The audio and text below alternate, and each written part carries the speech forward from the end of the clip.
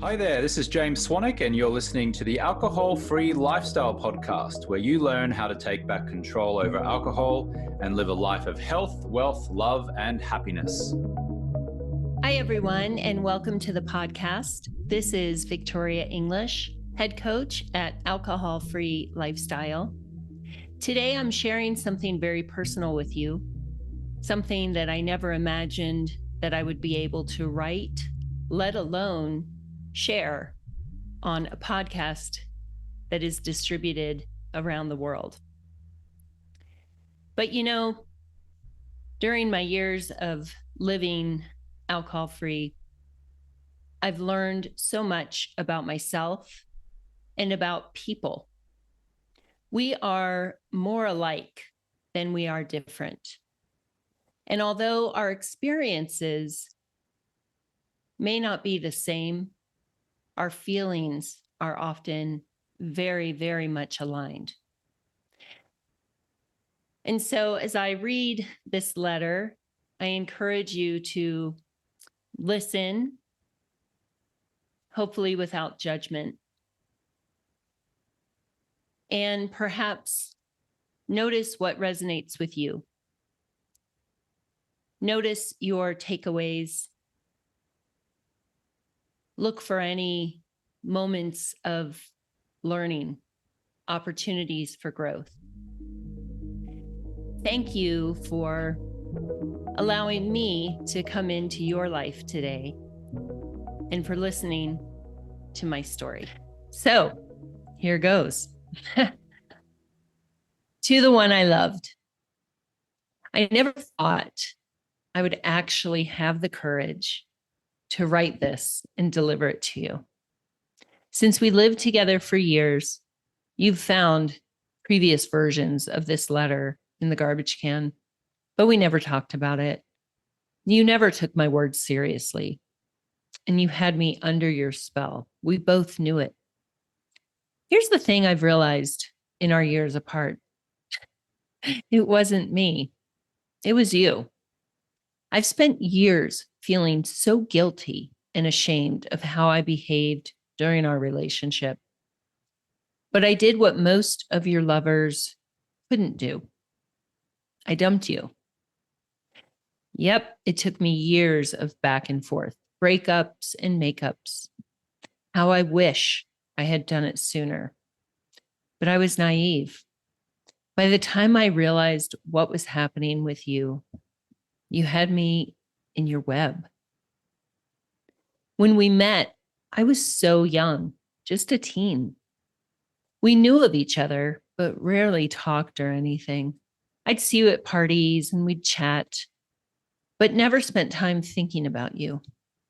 There were some girls who thought you were amazing, but I didn't really understand the hype. Then we ended up going to the same university and we ran in the same circles. And okay, I'll admit you were fun.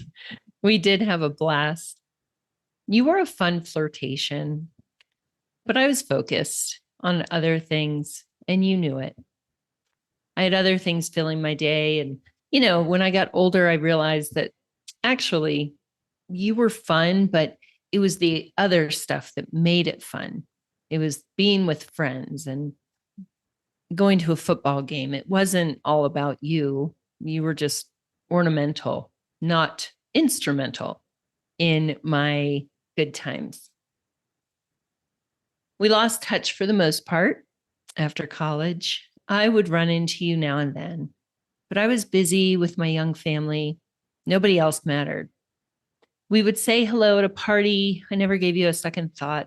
Looking back, I realize how crazy life is. You were the last one that I ever thought I'd get involved with. I mean, we had met so many times before and there was some attraction. There was, but nothing major, not much chemistry. Certainly nothing I would ever make a big part of my life. You were not the kind of relationship I could take seriously. But then life brought some tough events into my life. I lost my mom, and then I went through a heartbreaking divorce. I remember feeling so unlovable. The people I thought would never hurt me did. Plus, I was raising young kids and I went back to work. It was a lot. I remember when we ran into each other again. I had been on a run that day and I was so frustrated because with all the life stress, my runs had suffered. It was like I couldn't catch my breath. In the past, I could easily pump out several miles, and suddenly I was sucking wind over after only one. Running was my outlet, it was my release. And suddenly it wasn't doing the trick anymore. When we saw each other, you asked, how are you doing? How have you been? And I can't believe I told you the truth. Usually I would just say, oh, I'm great. Everything's good. I'm fine. But I did tell you the truth. I was doing crappy. And you understood. You listened. You sat with me and let me vent. After that meeting, I could actually breathe. I could catch my breath. My anxiety was gone. Felt so much better, and I slept like a baby. So we got together again. That week, you took me out dancing. I hadn't had a really good time in a long time. And oh gosh, it felt so good to blow off steam and to have belly laughs. I did find you attractive, but I had heard about women falling for guys like you, and it could be a lot, too much for me. I was too focused on things that mattered. Well, as it sometimes happens, we started spending more and more time together. And over the next few years, you really started to become a huge part of my life. But my kids didn't really like you, and they didn't like the dynamics. They didn't like how I acted when you were around. So I would say, all right, fine, I'll cut back on spending time with him.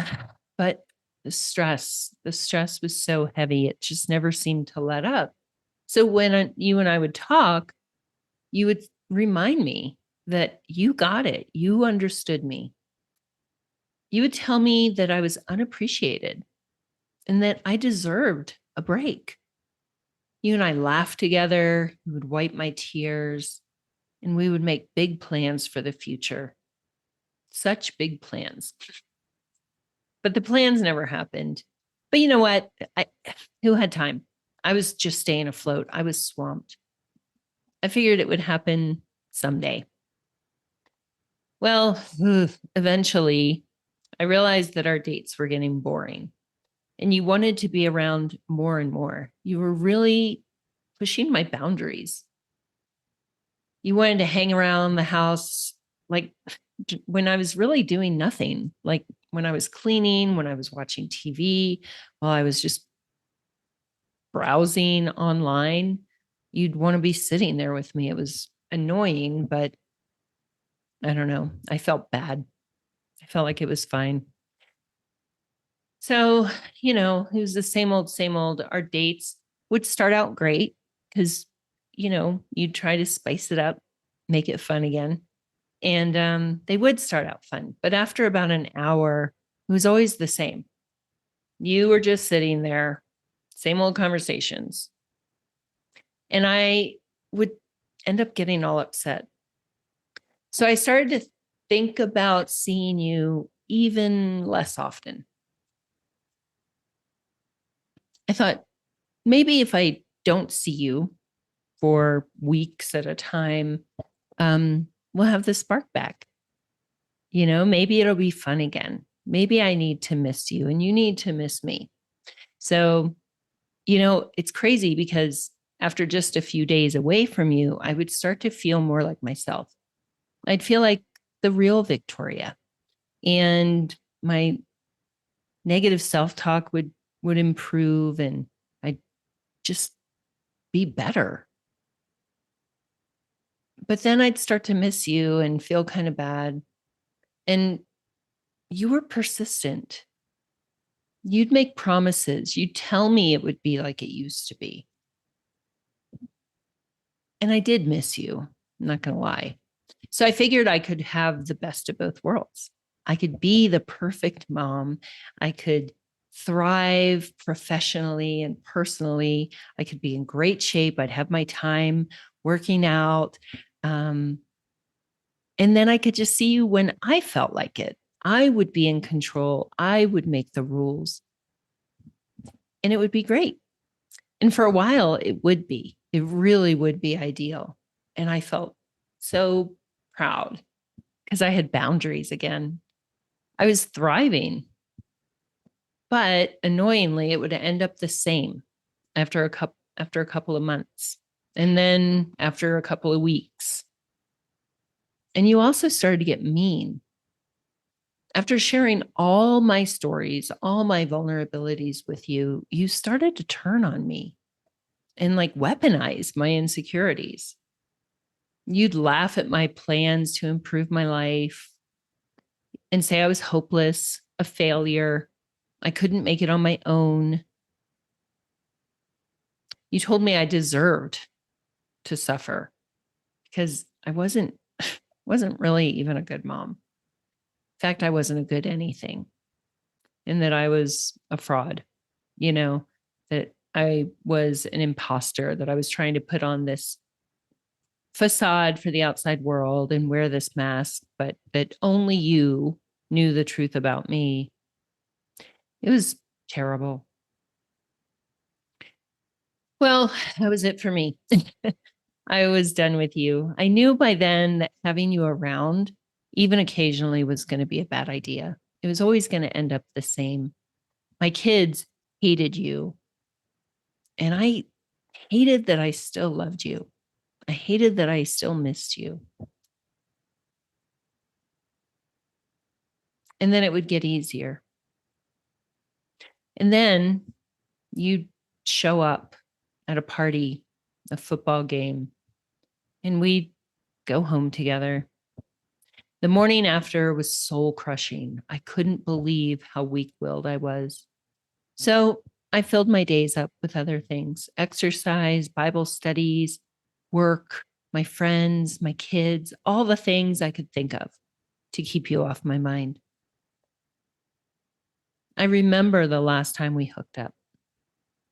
I realized that a love affair with you was not all that different from a drug addiction. Instead of beating myself up like I had countless times before, I decided to find out what was really going on. Turns out there were other women in my situation. And I found out that scientists were even studying these types of relationships. They said that our brains actually became altered from this sort of love affair. They said it was a chemical thing and that men like you were actually created to hook us. I talked to some friends and it was like we were all dating the same guy. Our stories were so similar. It was nuts. So I realized that, yeah, I was suffering, but I wasn't the only one. Maybe we could help each other. And so I started to work with some really smart people. And they answered a lot of questions. They helped me figure out why I had fallen into such a toxic relationship. They said things about trauma, neural pathways, panic attacks. And they told me it wasn't my fault that it had happened, but it was my responsibility to change it. They also told me that I could, and they had the science to prove it. Well, that clicked for me. I learned that I could train my brain to think, respond, and behave in new, healthy ways. My days became filled with thoughts and activities that gave me the feelings that you promised. but didn't deliver. I improved my family relationships. I formed new connections. I returned to hobbies that I used to love and found new ones. I got in great shape. And best of all, I learned how to love myself. I didn't fill that void with another toxic relationship. I filled it with myself and my friends and family. And here's what I also learned. I'll keep building these new ways of living, and they will give me a better life than I ever imagined. I learned that because that's what people said. That's what the scientists said. That's what other women would tell me who had done it. But I proved it to myself. And that was awesome. It is awesome. But I also learned that if I go on one date with you, I'm going to lose it. I'm going to lose the things that I have built. Wow. And you know what? I had built a life that I was not willing to trade for a cheap thrill. Because look, the truth is, I'm not going to lie, you and I still have mad chemistry. We have some connections that can't be undone. You are kind of wired into my brain, but you have no power over me as long as I don't have that first kiss with you. One kiss, and I'll have to climb back out of that whole mess again if I get that chance, because who knows? Some women, once they fall back in, they don't make it out. When I decided to leave you once and for all, I'll admit that I was terrified. I had no idea what I wanted or who I was anymore. I was exhausted, defeated, sad. But I knew what I didn't want. And that turned out to be enough to make a start. I knew how I didn't want to feel anymore and how I didn't want to show up for myself and my family. You chased me down and made the same old promise, but I was so done this time. I saw the truth about you. I couldn't unsee it anymore. Eventually, you did leave me alone. In fact, you don't even reach out to me on my birthdays or during the holidays. I bet you were hoping that if you left me alone, I would just stay quiet, that I'd just let you go on your merry way and prey on other people. But guess what? No luck. Leaving you unleashed my power. Instead of staying silent, staying silent, I'm declaring war on you. And I'm bringing an army. You know that saying, hell hath no fury as a woman scorned? It's true. Don't bother writing back. My house is far away and way too classy for the likes of you. We are finished. Alcohol. Victoria.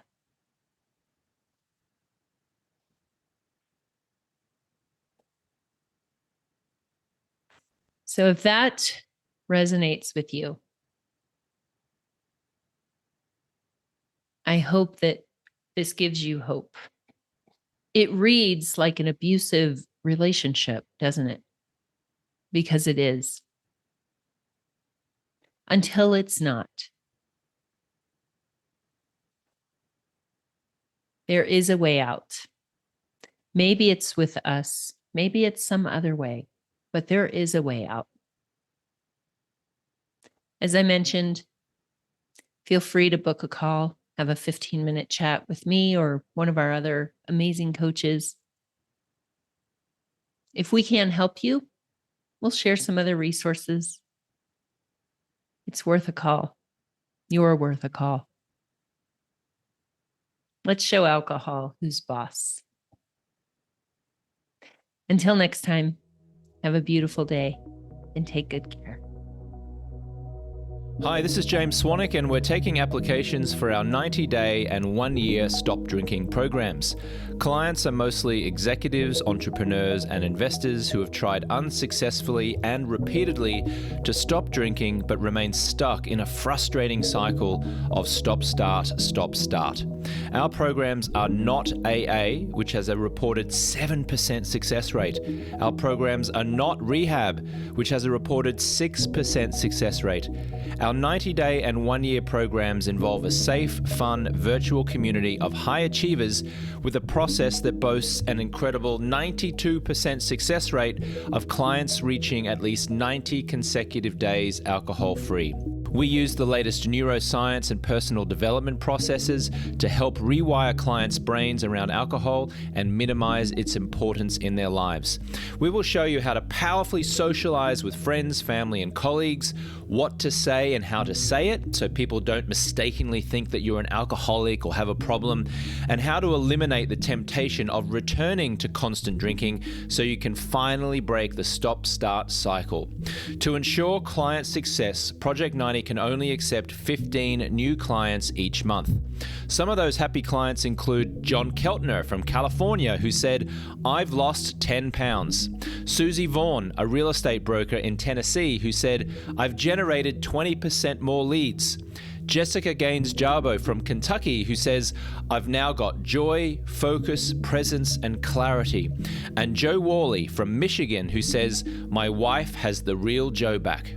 If you're an executive, entrepreneur, or investor who's sick of the stop-start cycle and the damaging effects alcohol has on your health, happiness, and family, and you're ready to regain confidence, become more present with your spouse and children, reduce stress, anxiety, and irritability, sleep better, increase focus and productivity, and feel better quickly, you're invited to apply to become a Project 90 client. Applicants can apply for an introductory interview by visiting alcoholfreelifestyle.com/project90. There's a link in the show notes which you can just click, but that link is alcoholfreelifestyle.com/project90.